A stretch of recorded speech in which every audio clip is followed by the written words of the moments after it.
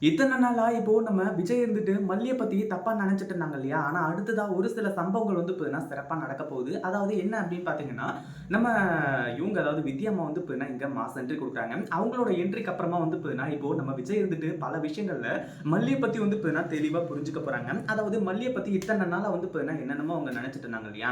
ஆனா இப்ப என்னாச்சு அப்படின்னு பார்த்தீங்கன்னா, கொஞ்சம் கொஞ்சமா வந்து பார்த்தீங்கன்னா, மல்லி மேல எந்த ஒரு தப்புமே கிடையாது.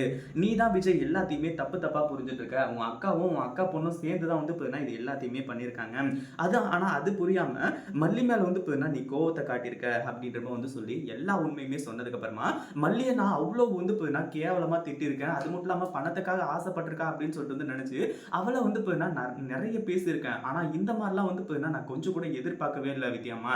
அப்படின்ற மாரி வந்து சொல்லி ரொம்ப வந்து பார்த்தீங்கன்னா, நம்ம விஜய் ஃபீல் பண்றாரு. அது மட்டும் இல்லாம மல்லி இருந்துட்டு ஒரு வார்த்தை கூட வந்து பார்த்தீங்கன்னா, தப்பா பேசுனதும் கிடையாது. அது மட்டும் இல்லாம நான் எந்த ஒரு தப்பும் பண்ணல அப்படின்ற மாரி வந்து சொல்லி மல்லி வந்து பார்த்தீங்கன்னா, முறையிட்டதும் கிடையாது. அதாவது அவ சொல்லியிருக்கா, "என் மேல தப்பே இல்ல. ஏன் இப்படி வந்து பார்த்தீங்கன்னா பேசுறீங்க?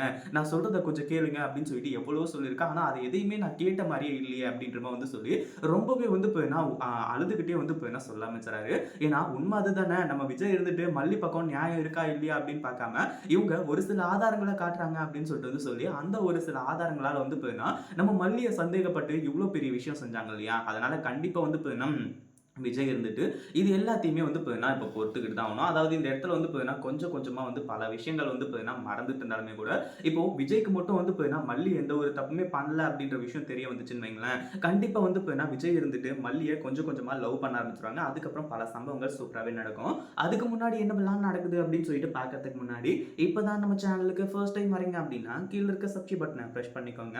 இப்போ நம்ம விஜய் இருந்துட்டு இப்போ மல்லி பத்தின ரகசியங்கள்லாம் தெரிய வரும்போது, அதாவது வித்யா அம்மாவும் வந்து பார்த்தீங்கன்னா, அவங்க ஒரு கேஸ் விஷயமா வந்து பார்த்தீங்கன்னா, ஒரு மிகப்பெரிய சிக்கல்ல மாட்டியிருந்தாங்க. அந்த சிக்கல்லாம் முடிச்சுட்டு வரும்போது தான் இந்த உண்மை எல்லாமே தெரிய வந்திருக்கு. அது மட்டும் இல்லாம, நீ வந்து பார்த்தீங்கன்னா, ரொம்ப தப்பு பண்ணிட்ட விஜய். இந்த இடத்துல வந்து பார்த்தீங்கன்னா, மல்லிய நீ சந்தேகப்பட்டுறவும் கூடாது, சந்தேகப்பட்டு எதையும் பேசியிருக்கவும் கூடாது.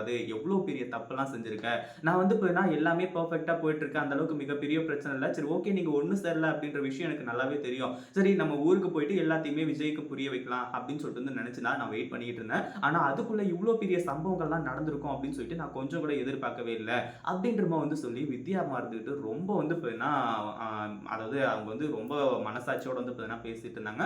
கடைசியில என்ன ஆச்சு அப்படின்னு பார்த்தீங்கன்னா, விஜய் இருந்துட்டு ரொம்ப கதறி அழுது, "நான் இப்பவே போயிட்டு மல்லி கிட்ட மன்னிப்பு கேட்கணும். நான் மன்னிப்பு கேட்கறதுக்கு கூட வந்து பார்த்தீங்கன்னா தகுதியே இல்லாதவன். ஏன்னா ஒரு தப்பு ஒரு முறை 2 முறை அப்படின்னா பரவால்ல.